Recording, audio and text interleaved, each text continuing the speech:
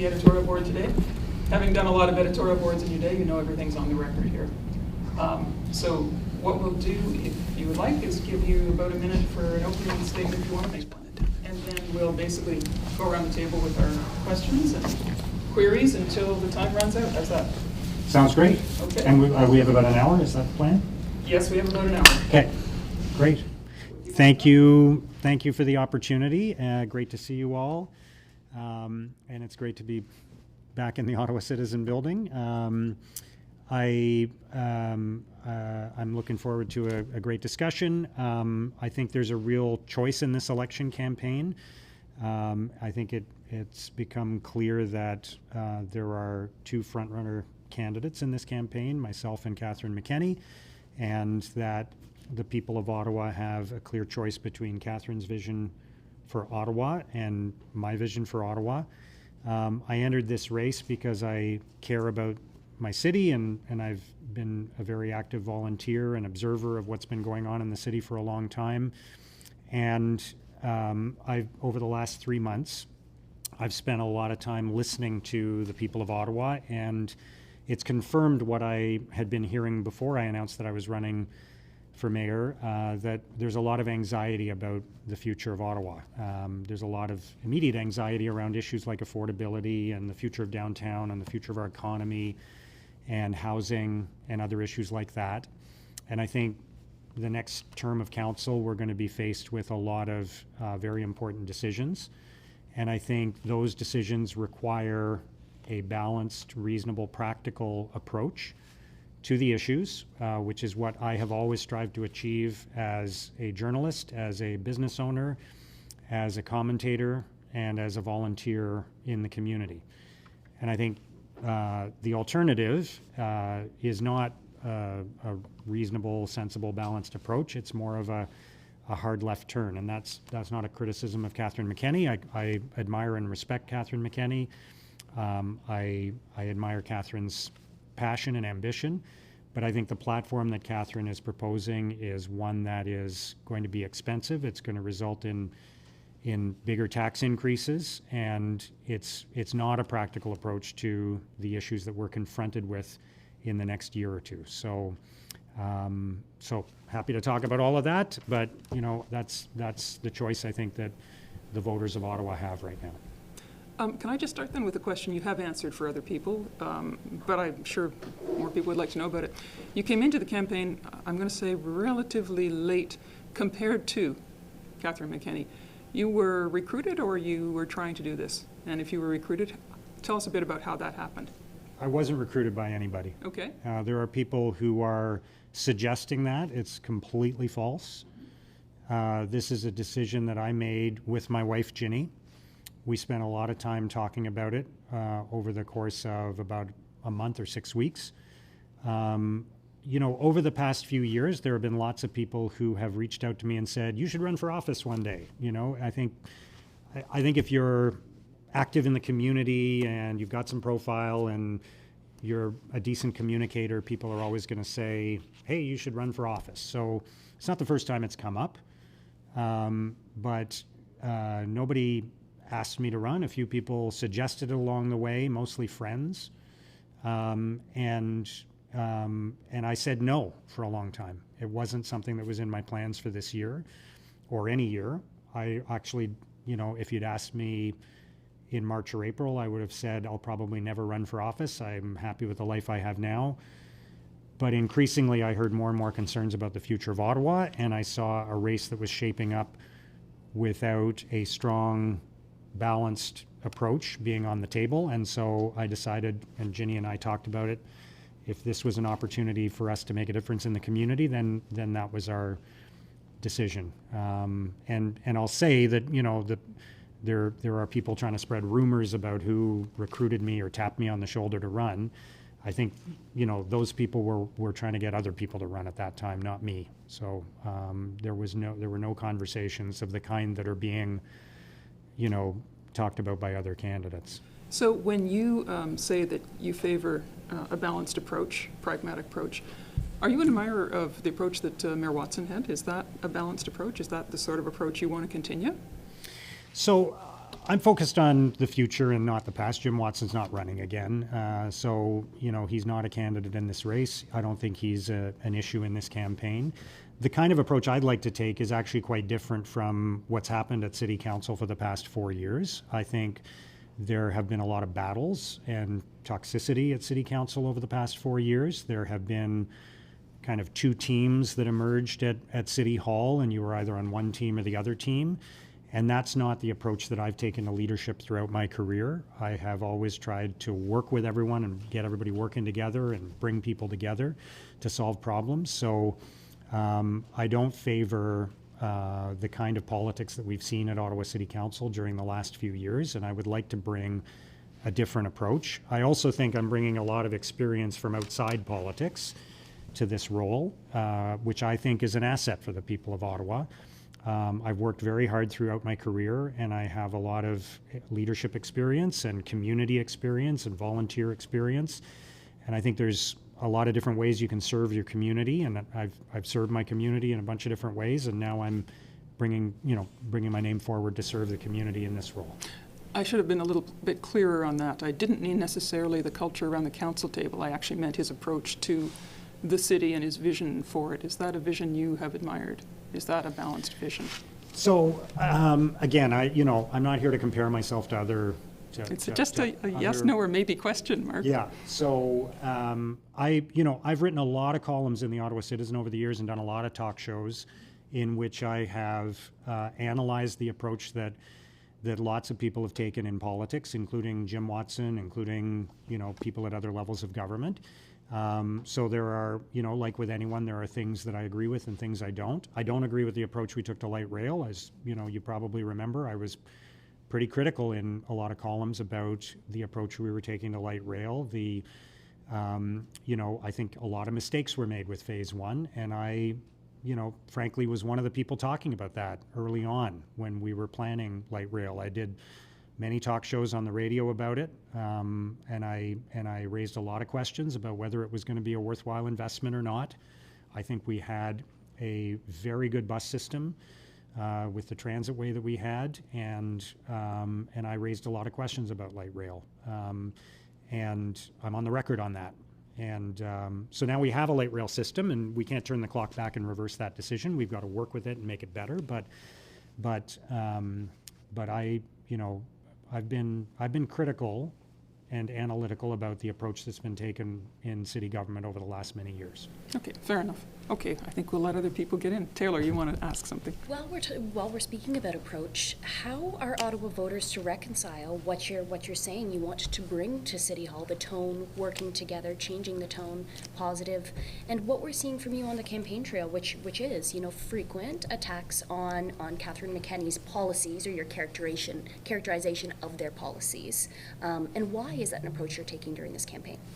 Well, I think people need to understand that there is a clear choice in this election campaign, and so I would say a couple of things in response to that, Taylor. I think, first of all, I don't think there's anything wrong with challenging people on the ideas that they're presenting. That's what an election campaign is about.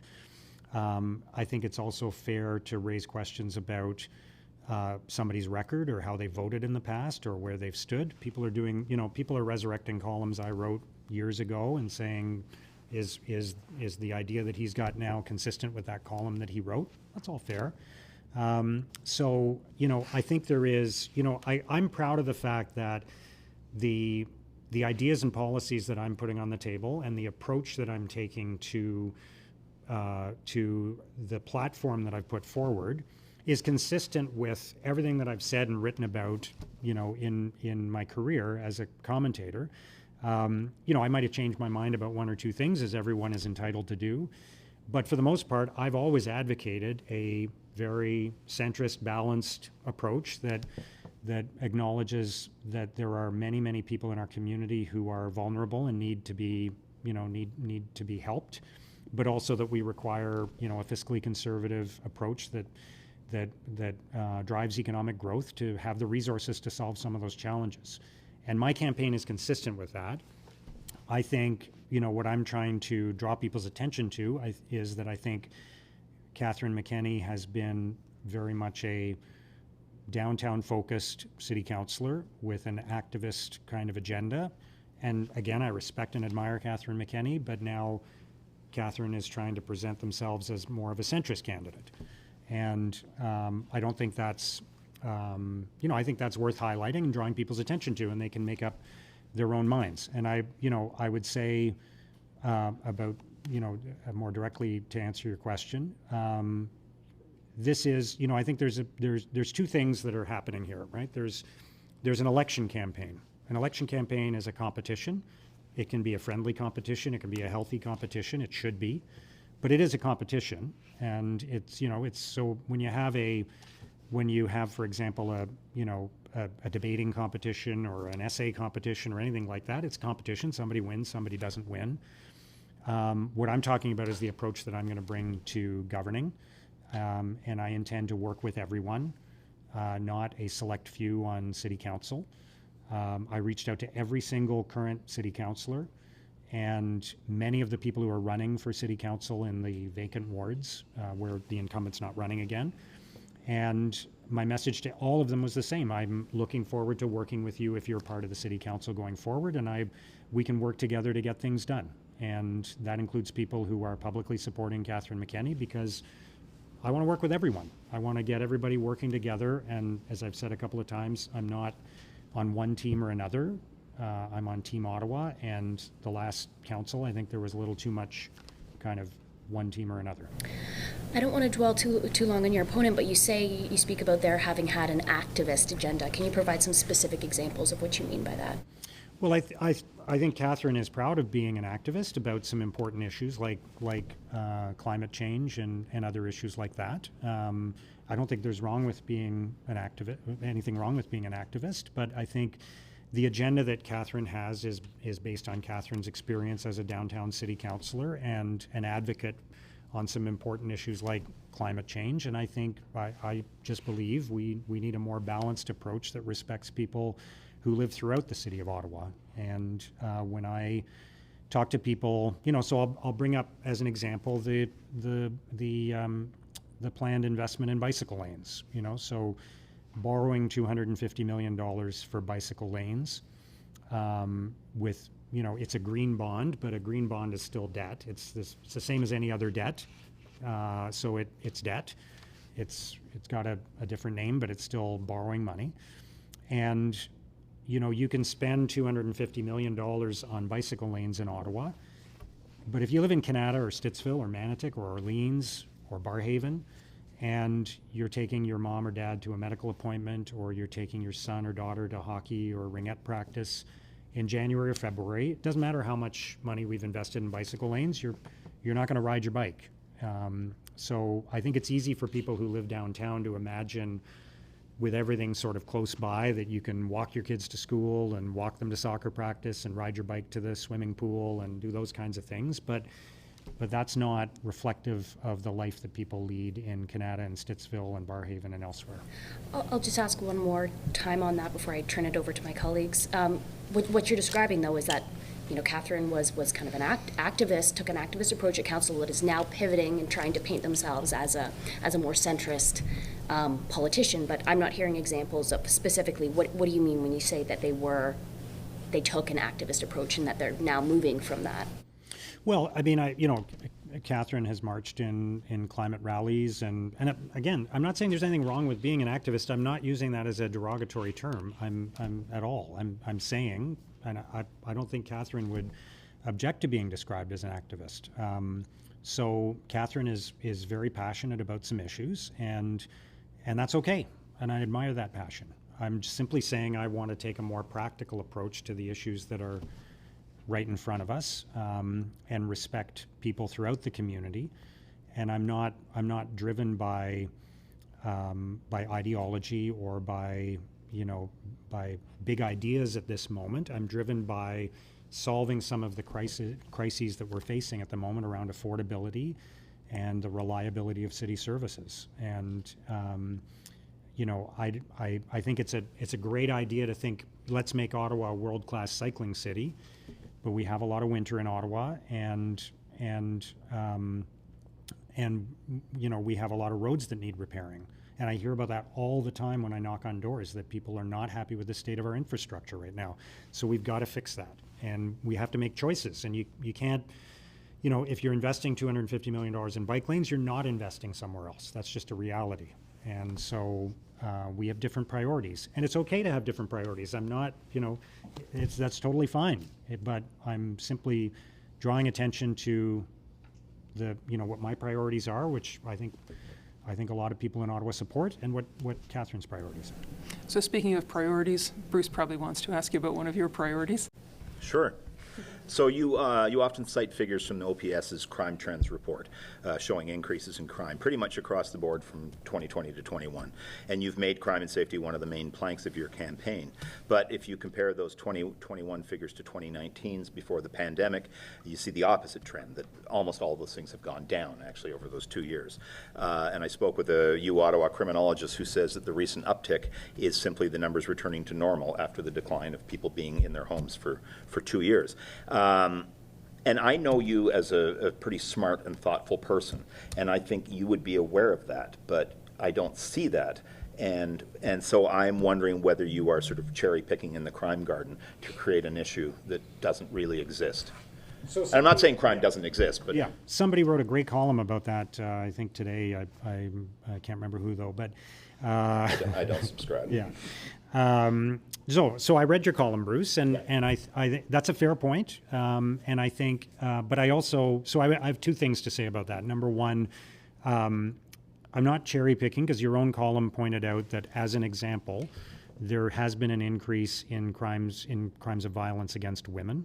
And in my crime and safety plan, my crime and you know, it's not even a crime and safety plan, it's a safety plan that includes addressing crime, among many things, paramedics, other issues as well, right? So it's the crime component, speaking to crime, is one element of a broad safety plan that I have.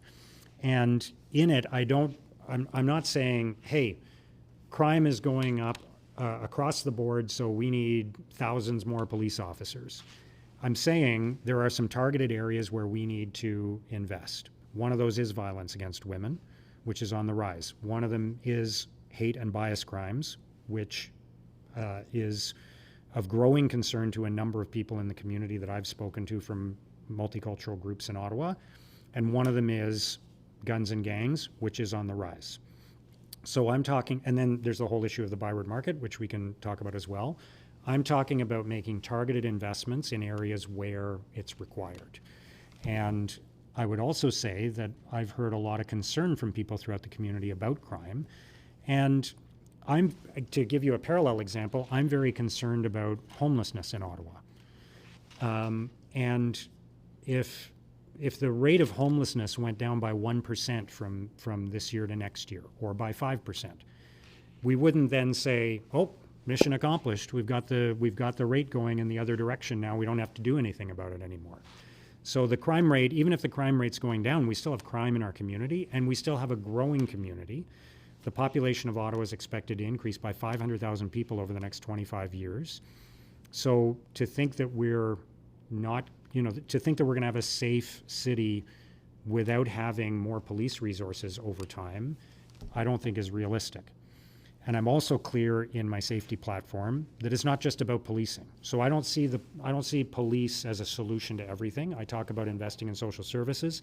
I talk about bringing a different approach to calls that are related to mental illness and substance use disorder. That's something that I've talked about for a long time as a volunteer in the community, finding a different solution for that. So there are a number of different solutions we can bring to the table. I don't think it's fair to portray what I've put forward as my safety platform as just this sort of, simplified law and order kind of agenda. It's comprehensive, it's detailed, it's specific, and it's addressing a legitimate concern that people have. On one of your latter points there, and you've talked about, you said that you will reduce the need for police intervention by supporting a more integrated, cross-disciplinary response to incidents. You know what I'm talking about, with mental health, substance use disorder. And to me, that is one of the hallmarks of what I hate, the expression defund the police, is that you take some of the money that police are using for that and you give it to other organizations who are better suited to deal with with that. And so you've talked about that, but you also say you're against defunding the police. So I'm wondering what your definition of defunding the police is. Yeah, so that's kind of, let's acknowledge that that's a term that can mean more than one thing, right? Depending on who's using the term and what they're trying to say. I think there are people who are talking about reinvesting some police resources in other solutions. And I think there are people who are talking about making massive cuts to the police budget because they have a different agenda about how they see the city working going forward. So if you think of the people's budget, that talks about cuts of hundreds of millions of dollars to the police budget. That's what I'm against. I'm not against being creative and doing things differently.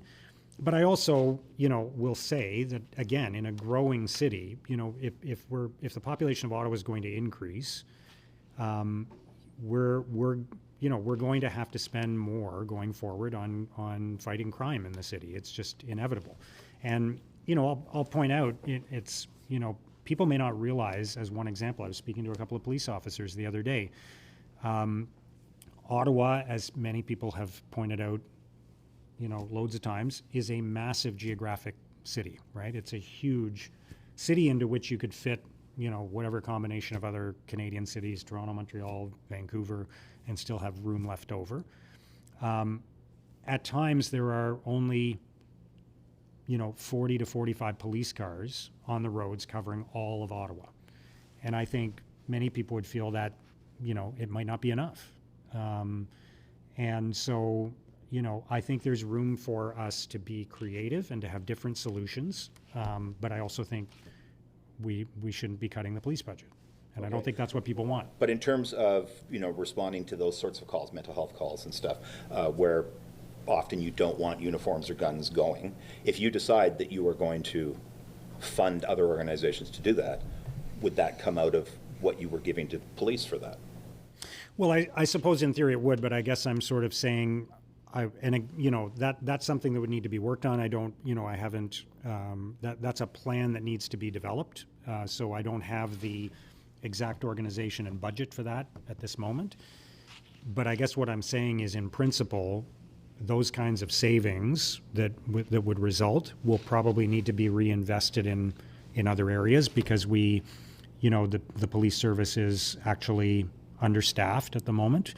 There's a lot of realities about running a police service too. There are many police officers who are on leave for very legitimate reasons, because of their own health issues. So we're going to see growing demand on the police service, and so I guess all I'm saying is I don't expect to see a scenario where we're spending hundreds of millions of dollars less on the police because we're investing that in a whole bunch of other areas. We're going to find some savings. We're going to do things maybe differently in some cases, but we still need police resources, particularly in the areas that I talked about. Okay. I have more on police services, but I will give up the floor. Can I just jump in on that? The defund the police movement, however one wants to define it, has shown us that there's a fair bit of polarization, right, on the issue of police. I mean, ever since George Floyd and everything that has fallen out from that. What you're trying to deal with here is people on one side of an extreme, I think, view of what the police now are, often racialized people, not always, who are saying, the police are doing bad things. They are a negative in the community. And that other sort of law and order, the police are everything. You're somewhere along that spectrum of trying to bring groups together. But I don't understand how actually any mayoral candidate can bring these two extremes together into some reasonable solution, because it is a highly polarized discussion so you're right. now. You can't even have it in many ways. You can't even have it with people without getting shouted down, right? Yeah, unfortunately. I think that's a very fair question, and I guess I would say that I think there's two challenges that we're talking about here. One of them is conceptually, do we want a police service or not? And then the second challenge is the effectiveness and the functioning of that police service. So there's lots of issues with the police service. I acknowledge that. There's lots of things that need to be fixed about policing. There are concerns that racialized communities have brought up for years that are very legitimate and need to be addressed. So we need to fix our police service. But the solution is not to simply cut its budget by a couple $100 million, any more than the solution to our troubled public transit system is to just stop spending money on public transit. You know, we need good public transit. It's conceptually a good idea to have good public transit. So if it's not working for everyone, then we need to fix it. And in the same way, we need policing as part of a solution. It's not the solution to everything. Again, I'm trying to bring a balanced approach to these things. I want to invest in social services. I've talked often about fighting the causes of crime, not just fighting crime. I've spent a lot of my time and energy as a volunteer on issues like mental health and substance use disorder, and I actually believe that, you know, mental illness and substance use disorder are at the root of, and I would also say at-risk youth. You know, kind of those three areas are at the root of a lot of what ends up evolving into criminal activity. And if we could fix those problems, we would probably, you know, have less crime. So I believe in all of that, but I think we're still going to need, you know, I hear from residents in different neighborhoods throughout the city that, you know, there's cars racing on the roads near them at midnight. You know, you're not, you know, you need police to go out there and patrol. So there are, you know, we're still going to need police officers in our community going forward. We need a better police service. We need to recalibrate it. We need it to be more responsive. We need other solutions as well as part of a balanced approach to this. How does you sitting on the Police Services Board help that? I mean, that's always a... All right, Bruce would ask, how does you sitting on the Police Services Board help that? I mean, mayors have done it and other mayors have not. I don't see that there are particular advantages to a mayor being directly on that board, but obviously you disagree. Yeah, so I think that's an issue of accountability, and I think that there's enough concern about the police service in the community that people want to see the next mayor as someone who is involved and not detached from the leadership of the police service. Obviously, there's a structure in place, and there's, you know, it's the police don't function at the direction of the mayor or city council, but there is a police services board, and I think the community wants to see the mayor, after all we've been through in the past few years, I think the community wants to see the mayor directly involved in the leadership of the police services But board. not chairing it. Not chairing it, no. I think we can find a great leader from the community. So to an come unelected in. person chairs this extremely important board. I mean, that it's not unusual, but it does seem weird when you're dealing with something as important as public safety, that the board in charge of most of it, not all of it, but most of it, would then, under your proposal, be chaired by someone who no one has elected for the job. So I think there's room for lots of different voices around the table, and there are going to be elected officials around the table. The chair doesn't decide everything on their own, unless Doug Ford gives them new powers. So the chair is one vote on the board. It's an important role, but I think the chair can be an independently appointed member of the board, and there will be elected representatives around the table as well. Do you already have anyone in mind for chair? No. Okay, because Eli Al-Shantiri would seem like someone, you said you want someone with experience and who can chair it. I haven't even thought about it. Okay. in terms of specific people. So Regarding the board, you said you promised that all regions of the city will be represented. And with you on the board, you can choose 2 councillors. So how does that represent all areas of the city? So so first of all, the mayor represents the whole city, obviously. So but you could just do the thing by yourself.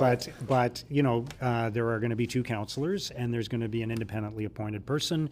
And I think, the city has some room to work with the provincial government on who the provincial appointees are, to make sure that there is, the right representation around the table. Fair enough. Okay. Blair, do you want to get a question or two? Talked about bike lanes, and you said that, I think the quote was, you wouldn't declare a war on cars. And what's your sense? Is that an accurate representation of what you're hearing when you're in the community? Of this polarization between cars and bikes? So what I said to expand on that quote is I won't declare war on cars or any other form of transportation. So again, I intend to bring a balanced approach to transportation, and I think there are people in the community who feel that that they're being told that it's wrong to drive their car somewhere. I hear that from people in the community, that they feel like they're being, that there's pressure on them to get out of their cars and take public transit and ride bikes. And I think it is healthy for the community and for people to use active transportation and ride public transit. So I don't disagree with that. But again, I think we need a balanced approach. And so I respect the fact that, for people of a certain age, for people with disabilities, for people who live in certain parts of the city, that taking public transit or riding a bicycle is not possible for them, depending on what they're doing. Again, I think we often sort of approach this issue as though Ottawa's got 1 million people, and some of them are cyclists, and some of them take public transit, some of them drive cars, and some of them walk places.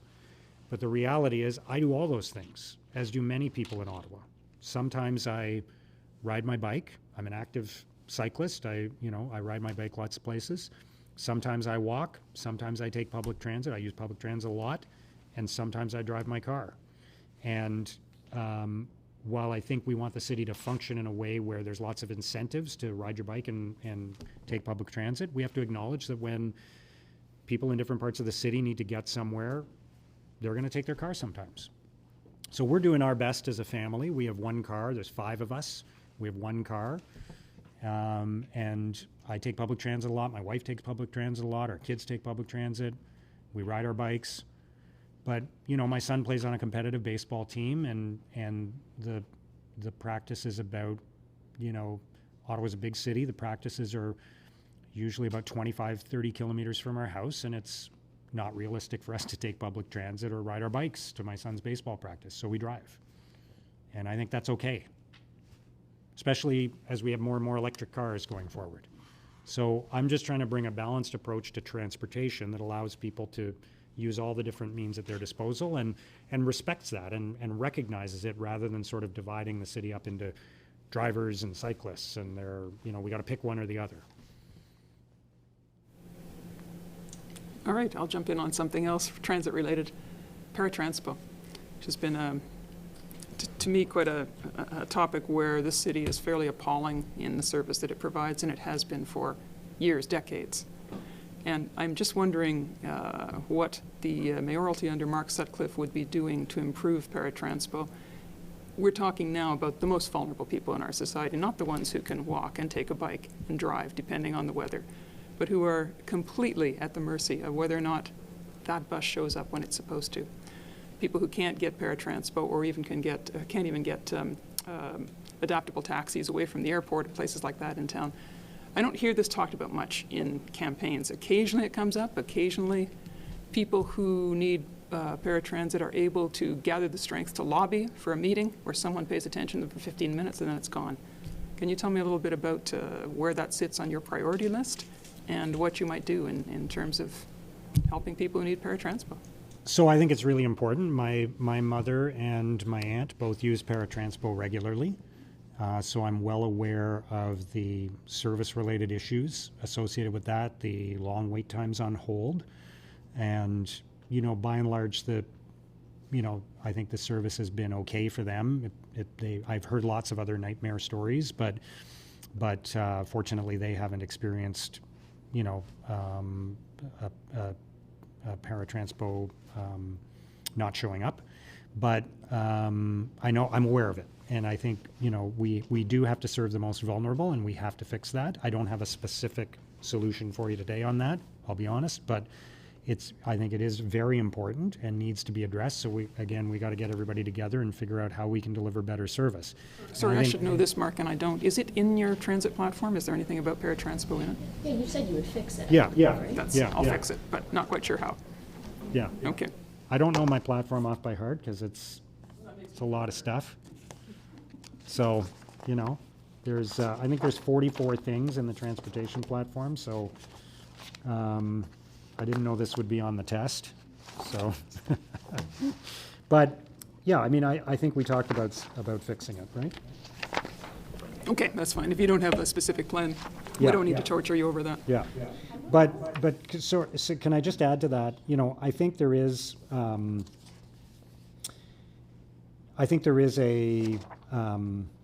bigger issue there that's worth noting as well, which is that I think the residents of Ottawa, you know, deserve better customer service from their city.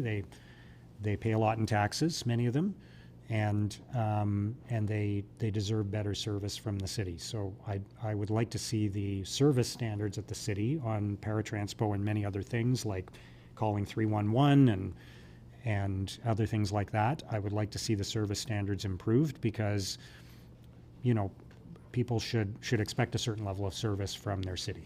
Okay. Taylor? Yeah, I was just going to say, in the platform, fix Paratranspo by consulting with those who depend on it to get around to our cities. Yeah. So I've counted nearly 120 promises across the themed platforms that you've rolled out so far. How will you hold yourself accountable if elected as mayor to delivering on all of these? So they're out in the public, you know. I think there's a natural accountability that goes with that. Is there? Well, I think you put it out there and you make a bunch of commitments. They're on the public record. And so if I don't follow through on those commitments, then I'm sure I will hear about it from the community and from journalists, and I will hear about it if I decide to try to run for re-election. You know, if so, I'm not sure. You know, I'm not sure what else I can do in terms of accountability. I'll be talking about these things and updating the public on them on a regular basis, and I'm sure I will hear about it if I don't deliver on one of my promises. I may be wrong, but I do think Mayor Watson had a book. So could you see yourself doing anything similar? Something to keep track?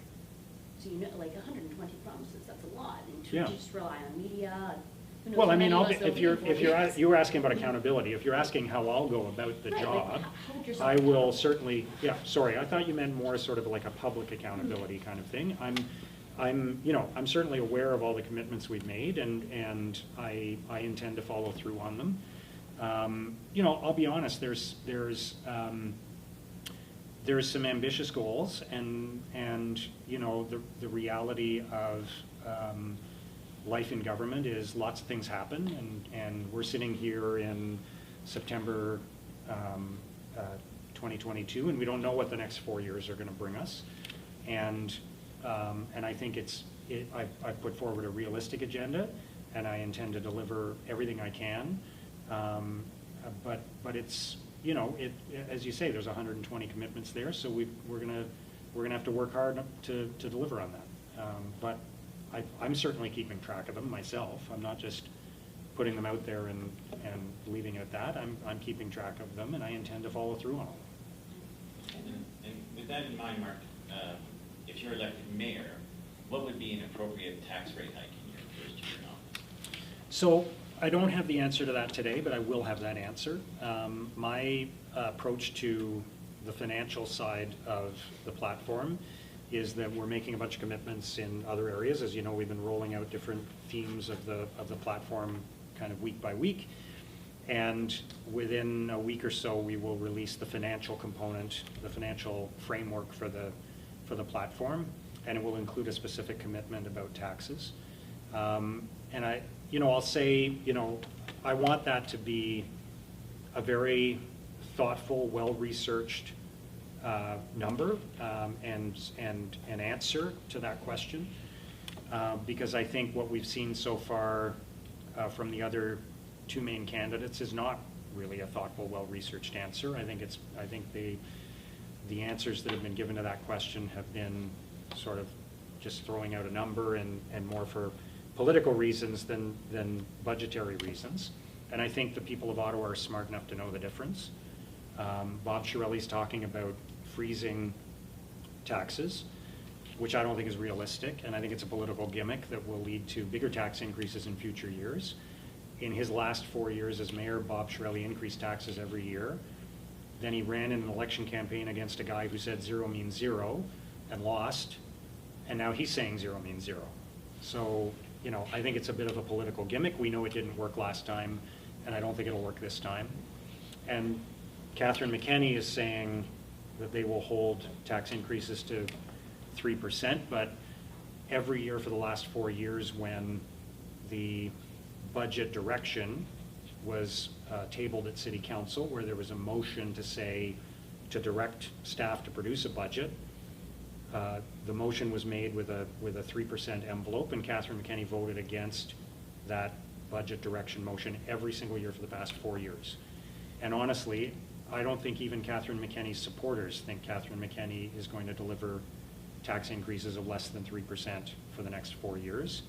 Catherine is talking about spending a lot of money on priorities, and that's okay to put those forward, but I don't think it squares with a fiscally responsible budget, and I don't think we're going to see small tax increases if Catherine McKenney is mayor.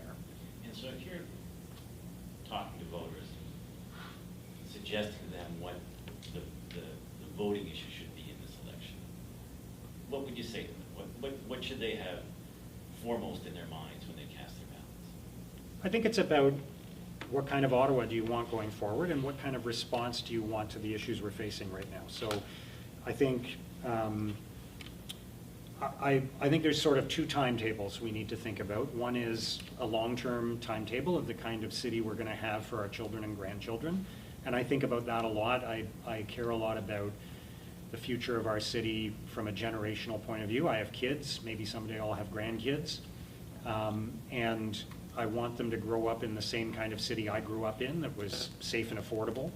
I don't want the city to start to be priced out of the range of young people. I want us to be able to attract the best and the brightest to our community and have great quality of life.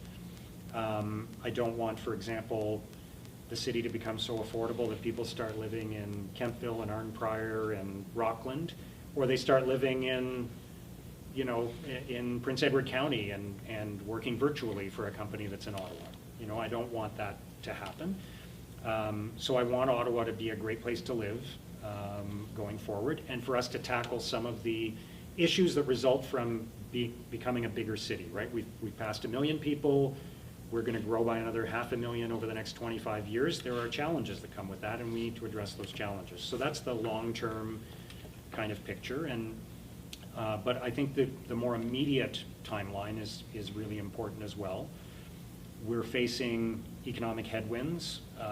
There are questions about the future of federal government employment in Ottawa, and I don't think it's an overstatement to say that, you know, Bruce and I were talking about this the other day for a column you might be working on, that depending on the decisions the federal government makes in the next few months or in the next year, it could be a lot more likely to see the federal workforce distributed across the country rather than centralized in Ottawa.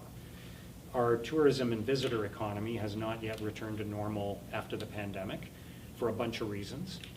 And so we've got some big economic challenges. And if the economy is not growing in Ottawa, and if we're not having some economic growth, we're not going to have the resources to solve all the other challenges around housing and homelessness and looking after the most vulnerable going forward. So we need it, you know, the center of everything has to be a strong economy. And we've got to keep life affordable for people at a time when inflation is rising very quickly. So those are kind of the immediate challenges. And I think there is a real choice in this election. And if you want a balanced approach that's driven by economic growth and the resources to take on some of the challenges that we have around housing affordability and other issues, then that's the agenda I'm trying to advance. And if you want more of an ideological kind of, hard left turn sort of agenda, I think that's what Catherine McKenney represents. Nicole, do you want to get a question or two in before I follow up on Yeah, so many things? we actually asked our readers to submit a few questions, so I'm going to ask one of those, which actually ties in nicely to what Taylor was saying about sort of this kind of sheer ambition of your platform. So kind of typically every city council kind of sets its highest priority to everything, which means that, and then promises no tax increases or minimal tax increases. The result is that nothing gets done well, or gets done at all. So I guess this question is, what will you not support addressing at this time without increasing taxes? So, so I think it is a question of priorities, and so, you know, as an example, I don't support $250 million for bike lanes. I think there are investments we need to make, and the costs are rising at the City of Ottawa, as they are in many other areas. The city has not done any type of spending review now for a long time. And so I think there are opportunities, as there are within any organization, especially an organization with billions of dollars in expenditures every year, to go through the spending and find efficiencies and improvements that can save some money. So I intend to do that, and that'll be part of my financial framework that I'll be announcing. Do you think there'll be job losses associated with that? I don't expect that to be the case, but you know, so no, I don't think so. But I think there are efficiencies that can be found, and I know that's sort of a thing that gets thrown. Oh, we'll find efficiencies, whatever, that gets thrown around a lot. But realistically, if you know, it's been a long time since they've done that, and when you do that, I mean, anybody who manages a household budget knows you can go through your household budget and you can say, hey, we're, you know, like, I don't know how many streaming services we're subscribed to now, but, you know, probably not using some of them. So, you know, we could get rid of a few of those. There's always room to improve and to find efficiencies without cutting significantly into the services that people want and care about. Oh, if you're not dealing with salaries, you don't have very much to play with there. Yeah. Your efficiencies So- are going to be like a very, very tiny bit of that budget. Yeah, I think we can look at different things. I mean, you know, I think there are, you know, I'll get into that more with the financial plan, I guess. But I think there is room to save money without massive job cuts at the city. On this financial, I'm going to go back to Blair in a second, but on this financial plan, you just spent a fair bit of time talking about Bob Shirelli's tax rate, Catherine McKinney's tax rate, but you're not willing to tell us your own today. You have that number, don't you? I don't have it yet because it's got to be based on reality, right? That's why I don't have it. Like, it'd be easy for me to just come to this meeting today and say a number and then build everything towards that number and use a little bit of magic math to make it look, you know, like it works. But that's not the approach I want to take. I want to give people an honest answer to that question that's based on reality and based on the platform that I'm advancing. So I could have come out with a number on June 29th when I announced I was running for mayor. I could have stood up that day and said, I promise your tax increases for the next 4 years will be X. And then I could have done a whole bunch of things to make sure, you know, I could have reverse engineered the outcome towards that. But I don't think that's being honest with taxpayers. I think people want an honest answer, and they're smart enough to know the difference. And so my answer will be based on the reality of my platform and the reality of some of the financial conditions that we're about to encounter, such as the $85 million deficit at OC Transpo, which is probably only going to get bigger between now and the end of the year. So, you know, I think people deserve an honest answer about that, not just a magic number that's invented for political reasons. Sorry, Nicole, did you have another question you wanted from a reader? And then I'm going to go to Blair. Yeah, this one maybe isn't quite as as deep, but this comes from Craig McCauley, who's in Ward 8. He wants to know that if your name wasn't on the ballot, which one of the mayoral candidates would you be voting for? I don't know the answer to that because I assume if my name wasn't on the ballot that probably somebody else would be running. So, you know, there might be other candidates. And I also think if you take one of the people out of the game changes too. So I really don't know the answer to that. It's a good question though. Okay, Blair.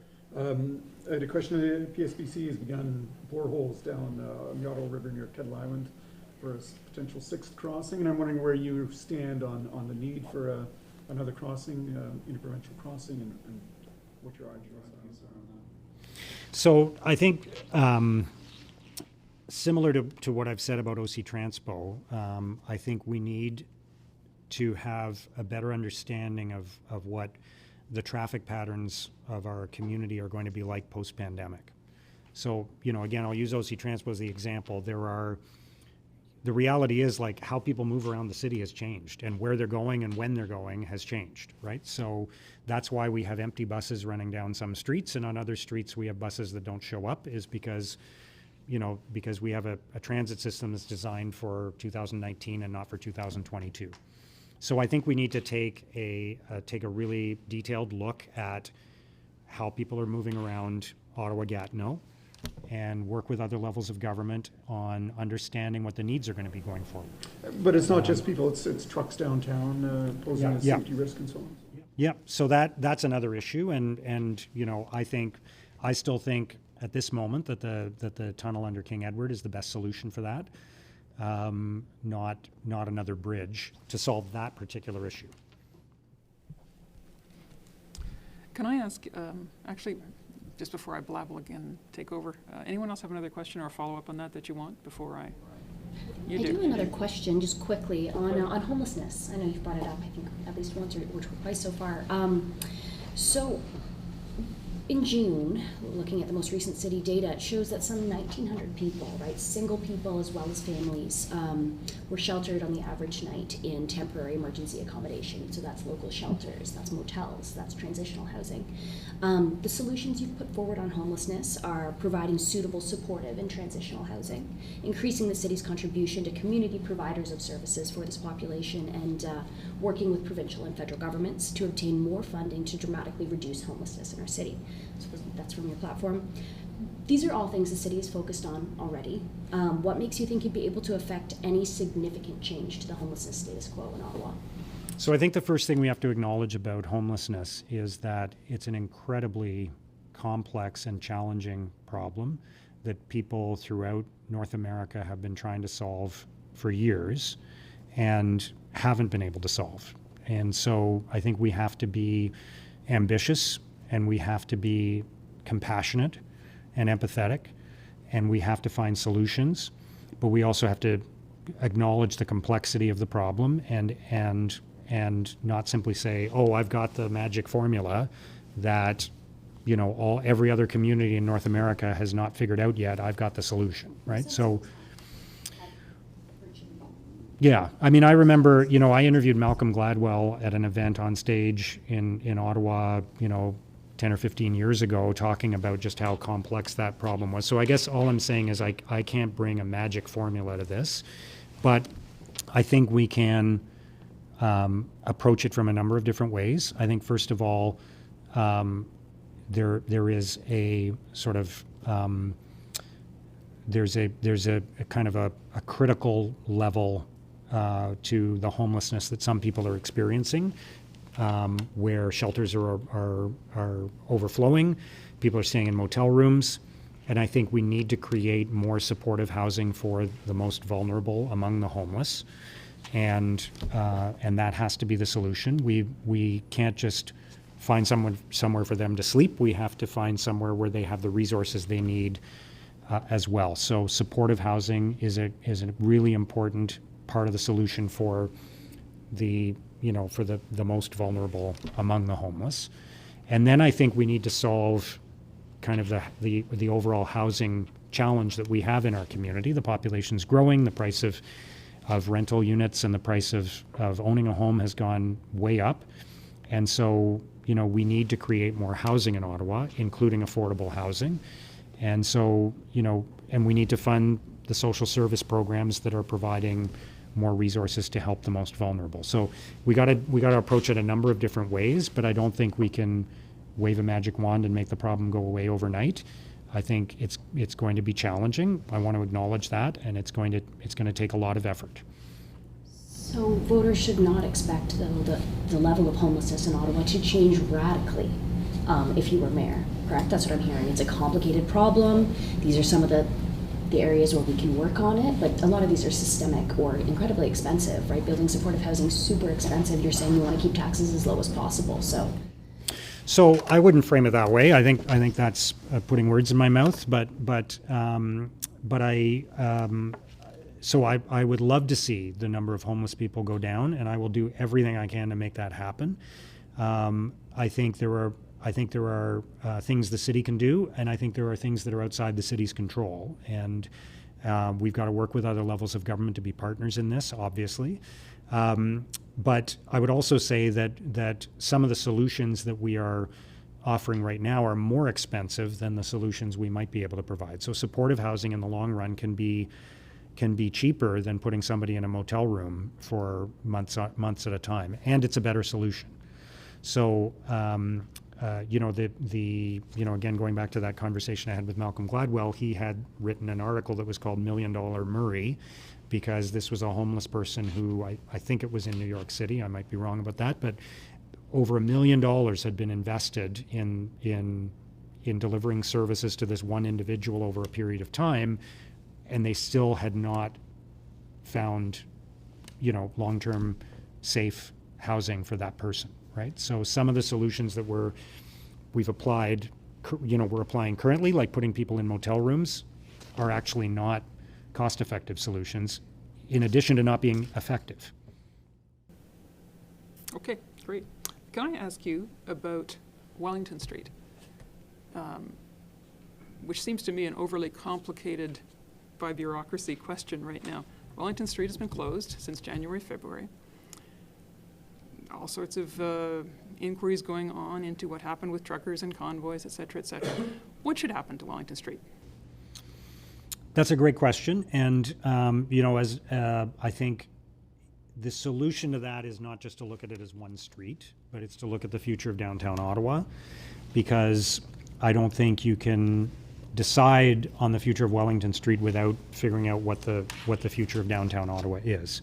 So in principle, I have nothing against Wellington Street being closed. I think there are good reasons for that from a security point of view, and from the point of view of making the capital more attractive and walkable, and having tourists downtown, and maybe doing events on Wellington Street from time to time. So conceptually, I'm not against the idea, but it's got to be part of a plan for downtown Ottawa that allows people to still move through the downtown effectively. That's effectively, though, a recipe for paralysis, which is what we have right now on the Wellington Street file, right?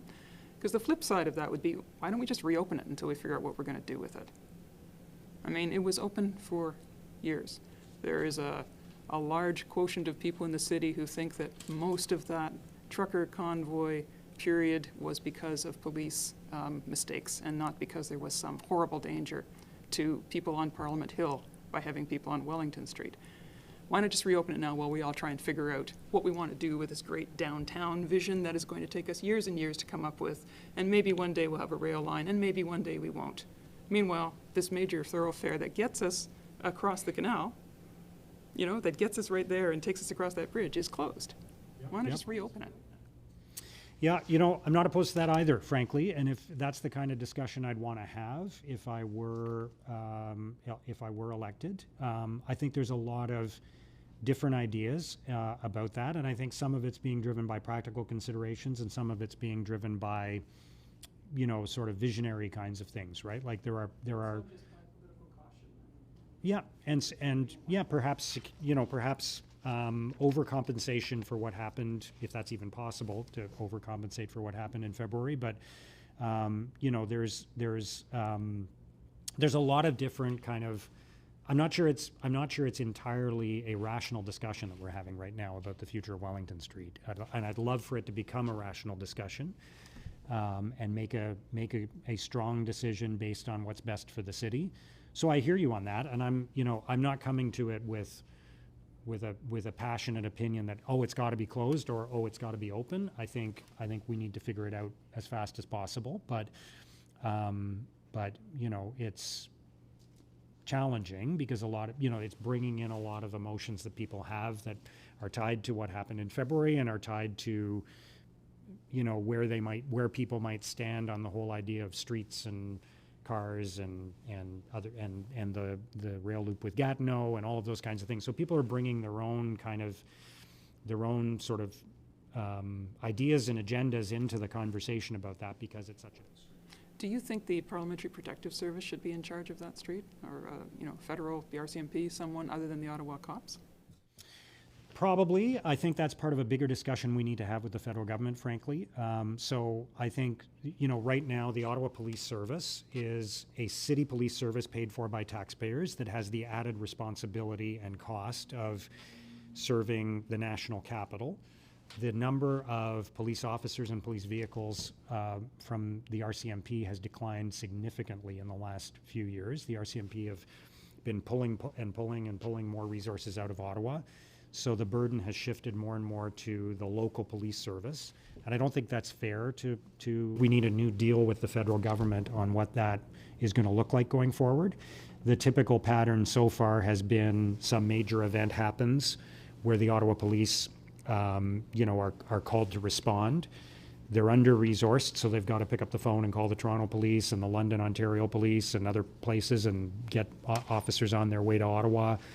And then there's some big bill, and we call up the federal government and say it cost X million dollars to deal with that issue that happened 3 weeks ago, and they agree in principle to pay it, and then some time passes, and eventually they pay it. And I don't think that's a good system going forward. I think we have to acknowledge there's going to be more of these events in the future, and that it's not fair to the people of Ottawa that their tax dollars are going towards a national policing priority. So we need to deal with the federal government that reflects that so that we can have the resources in place to respond to those issues without having to bring them in and figure out what the bill is at the end.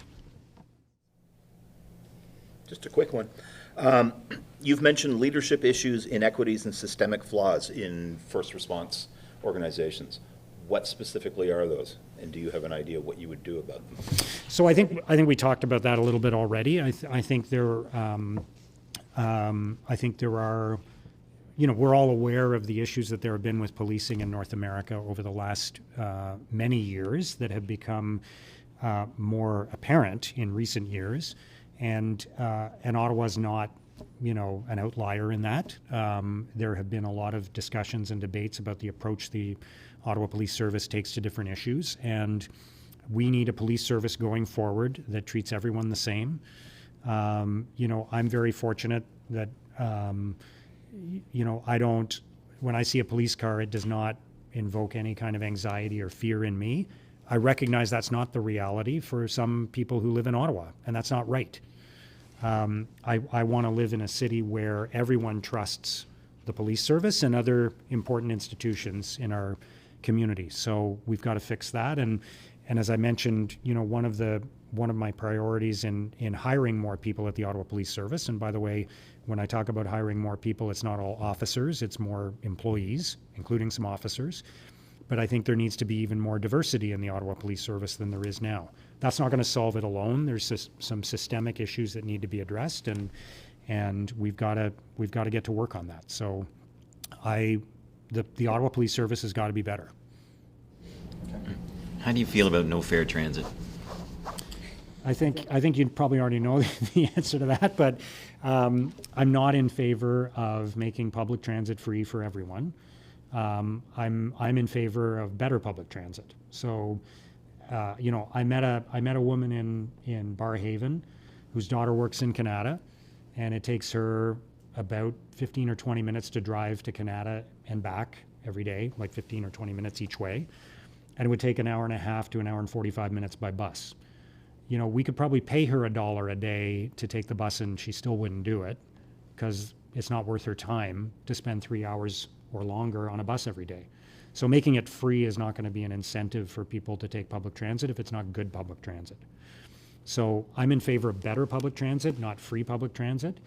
And I think we also have to acknowledge that there's lots of people in Ottawa who aren't close to good public transit, and to add to their tax bills so that people who are close to public transit get it for free is not fair. I'm going to pivot a little bit. So correct me if I'm wrong on the exact number, but my understanding is that you featured now at least two Meet Mark Sutcliffe fundraisers that did have $1,200 attendance fees listed on the events. So you've taken the position that there's nothing wrong with this, and it's certainly permitted, but it has been controversial, and it's something that you have publicly clashed with one of the registered third-party advertisers, in this case Horizon Ottawa, over. So is there anything you've learned from this experience, or you would do differently in hindsight? So I'm proud of the fact that there are people in the community who share my vision for the city and want to help me bring that vision forward as the next mayor of Ottawa. Every candidate in this race is playing by exactly the same rules, as is Horizon Ottawa. They have a $1,200 donation button on their website. Catherine McKenney has a $1,200 donation button on their website. We're all playing by the same rules. I have been throughout this community for the past 3 months. I had a launch event a few weeks ago where there was something like 500 people in attendance. Nobody paid anything to attend that event. I stayed until the last person left. Anybody who wanted to talk to me could talk to me. I've been, the idea that somebody has to pay money to speak to me is, it just doesn't reflect reality when you're actually actively going out and knocking on people's doors and trying to have a conversation with them, or going out to public events. I was at the Carp Fair for 6 hours on Saturday, standing there, and anybody could walk up and talk to me. So we're playing by the rules. I'm excited that people are contributing to the campaign. And these events are simply a way for people to get together and have a fun night together as a fundraiser for a political candidate. The same way that we've seen fundraisers for the Cancer Foundation or the Ottawa Hospital or other events where you organize a little wine and cheese party and people come and they make a donation. So would you do it again? I don't even know if I'm going to run again. So This campaign, if the The setup or yeah. the opportunity were available to have a bunch of people for $1,200 at a private soiree to give you some money? Yeah, I mean, I think that's, I don't want to get too into the weeds on this, but I think that's actually mischaracterizing what happened. Like I think typically the events were So first of all, the vast majority, I see the numbers, and the vast majority of the donations we're getting to our campaign are $20, $35, $50, the vast majority. So this is not a big part of the fundraising for the campaigin. Right. It's one of the many You're ways. ignoring the perceptual issue here. Yeah. So, but I guess what I would say, just to address, on a technical level, I'm loath to get into the weeds on these kinds of things, but what's really happening at those events is a bunch of people are invited and they're asked to make a donation. It's not, that, and nobody is turned away if they don't make a donation. There were people at any of the events that I've held where we've raised money, there were people there who did not make a donation at all. So it's not what it looks like, and it's not how it's being portrayed by other people. I know it's a convenient sort of way to brand a candidate in a certain way, but it's not really what's happening. And the vast majority of the fundraising we're doing is people making donations to our website because they like what they're hearing. The problem, though, is that, right, you said it quite accurately. It's a way people have tried to brand you based on what happened there, which is important, right? Perceptions are important in politics. You're the guy who says, I'm going to be the consensus candidate. Everybody is, I'm going to get people around the table and we're all going to work together, happy family, blah, blah, blah. But meanwhile, you've been branded, and I think people have had some success at this, branding you as a bit of an elitist because of this. You hit back in a way that had people saying, aha, he's on the defensive now, right? Like, it did not look good in terms of one step after another on that particular issue. But you're answering us like, well, I didn't do anything wrong, everyone does this, and my campaign contributions come from everyone. I'm sure that's true, I believe that. Not helping you in terms of the brand you want to have, though, right? Well, look, I'm not an elitist. If you knew my life story, I don't think that would be a fair way to characterize me. My parents are immigrants to Canada. We were not poor, but we weren't wealthy. And, I feel like we're having a conversation here about, political tactics, and ultimately what people care about is whether or not the next mayor of Ottawa is going to represent their interests and is going to look out for them, is going to work hard for them. And that's what I intend to do. And so, I know as a journalist how easy it is to be talking about the messaging and the tactics and the horse race and all of that, but I'm trying to stay focused as a candidate on what it is that people want, and I think, our message is a strong one, and it's resonating with people, and that's what I'm focused on. Is, I'm doing this because I care about my community. I love my city. I'm prepared to take a few shots in the process, and I know that's part of politics, lamentably, but I'm not doing this because I'm trying to build some political empire or political career. I'm gonna step into this role. If I'm lucky enough to be elected, I'll do this role for a limited period of time, and then I'll get out and let somebody else do it, and I'll go on and do other things with my life. But I'm not trying to be a career politician here. I'm not, I'm just trying to serve my community.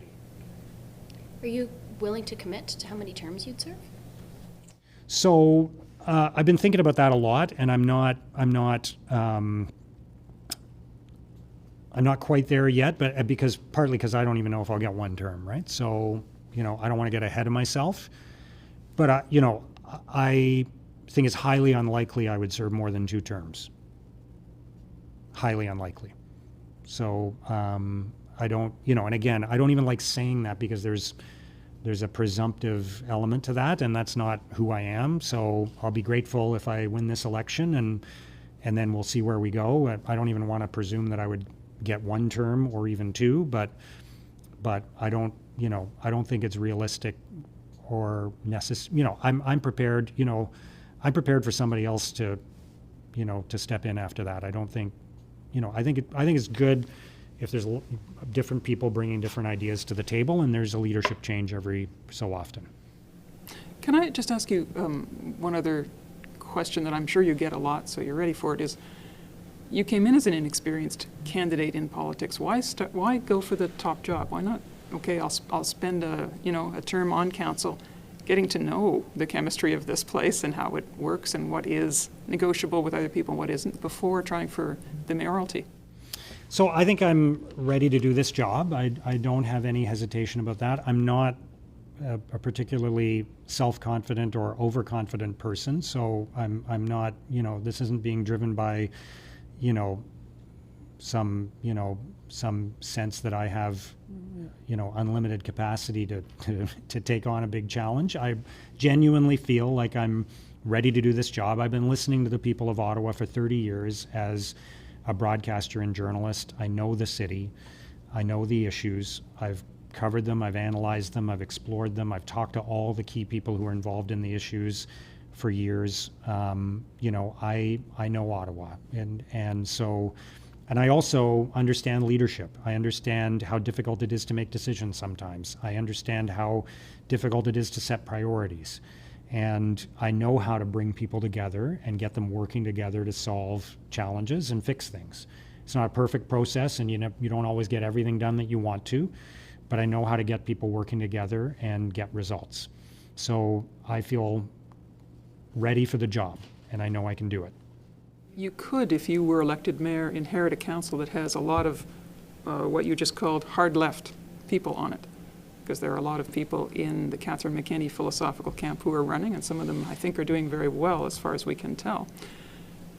Having sort of talked with a fair bit of dismay about that approach to local governance, how are you actually going to bridge that gap if you're the guy elected? Well, we'll see what we end up with on city council. I don't have any data at all about how any of the council races are going, and I'm frankly not paying that close attention to them because I've got more than enough to do as a candidate for mayor. I said to somebody the other day, it's a little bit like having your band on tour and playing 2 shows a day, and at the same time, writing and recording your next album all at the same time. I don't know if I said that to you yesterday, Andrew, but sorry if I'm repeating myself. But that is what it feels like, So I'm not paying close attention to the council races. But again, I know, there are people on city council with whom I have a good relationship who people might not perceive as being natural allies for me, but I have a good relationship with them, and I think I can work with them and get things done. And I've had conversations along those lines with people, with current city councilors who I think will be prepared to work with me to make the city better. Fair enough. Wrap-up question from anyone? Nicole? You're good? Okay. Mark, any wrap-up comments or anything you want to clarify from the questions we put to you? No, I think that's it. Well, thank you very much for your time. We really appreciate it. It's my pleasure. Thank you for the opportunity.